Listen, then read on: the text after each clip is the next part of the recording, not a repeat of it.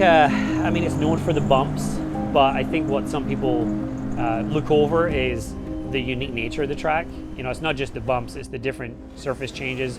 Obviously, a lot of the bumps come from the original runway. So we have concrete, we have asphalt.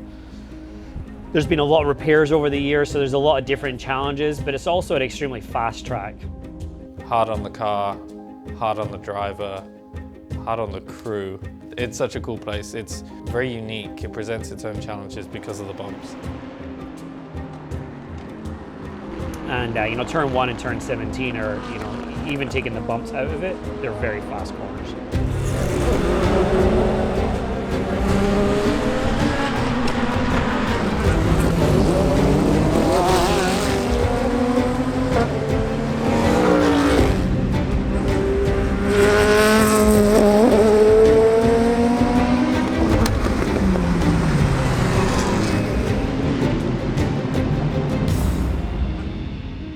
70 years into this race, not a lot has changed as far as widening it, you know, and that's what makes it unique. You know, I love that. The thing I loved the most about coming to the US to race was street courses and what I consider old school racetracks. We've lost sight of that in Europe, and so there's very little room for error. Whereas in a lot of these European tracks now, the risk over reward is you spin. Racing should be dangerous. That's what we all watch it for. That's why we get into it. So it's a shame that we don't have as many tracks like this left.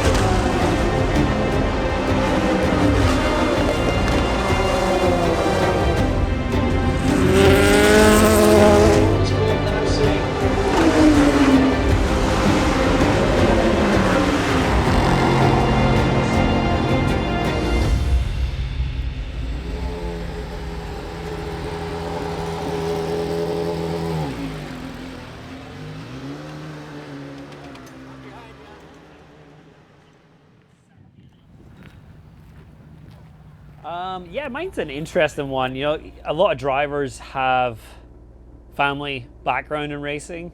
My dad was a baker by trade, you know, so I grew up in a family of dough and bread. But my dad was a car fanatic and ran a successful business in the UK. Always had some kind of weekend toy, you know, and I remember as a young age, you know, my whole childhood was cars and toy cars and building cars with my dad. And in my head, you know, it's like, well, I want to have a nice car when I grow up. I guess I should be a racing driver because they seem to go hand in hand. 8 years old, started racing go-karts and really just snowballed. Kyle and I go back. I mean, obviously, you know, Kyle's half Scottish, half English.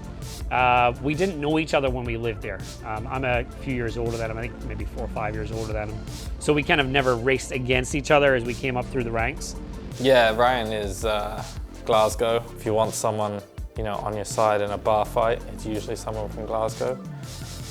Ryan's been around for forever. He's driven at a very, very high level in everything, open wheel cars, sports cars. Like he's won Le Mans, he's won Daytona, he's won Sebring. I've always tried to help Scottish drivers. It's a really difficult country to get out of in the racing world. And it's also a very difficult country to make a career by staying there, because we just don't have the, you know, economic backing of some other countries when it comes to their athletes. So I love it here. They're great people. Kyle and Sarah put together a fantastic team, and you know, I really do think that we're a bit understated and underestimated. And you know, Kyle and I talk about it often. Like, you know, we want to continue to grow this thing and, you know, be a force to be reckoned with.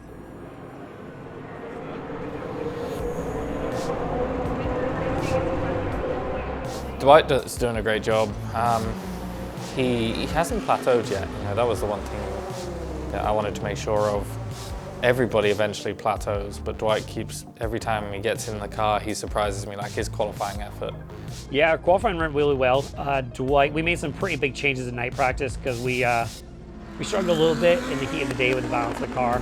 We made some pretty aggressive changes through night practice, let the guys start working on race prep, but we ended up using the whole available time, and glad we did. We made some pretty good gains, and Dwight qualified 4th out of, I think, 9 cars we have, so good start. This is the first race of the actual full season championship for points. It's also, in my opinion, equally one of the biggest races in the world. We definitely have some unfinished business from Daytona, so there's also that rebound from a bad result. The car will undergo the same kind of rebuild after 12 hours of Sebring as it will at 24 hours of Daytona. And that's what, you know, like the factory Audi teams, when Audi ran an LMP1 team back in the day, that's what they used to do. They used to come to Sebring because they knew if their car could do Sebring 12 hour, it would go to Le Mans and not have any issues. Our car was put through the ringer pretty much from the start of the race. There comes a point where there's just something you can't fix. If the car is hitting a bump so hard that there's really physically nothing you can do with the car, then you just have to suck it up and deal with it.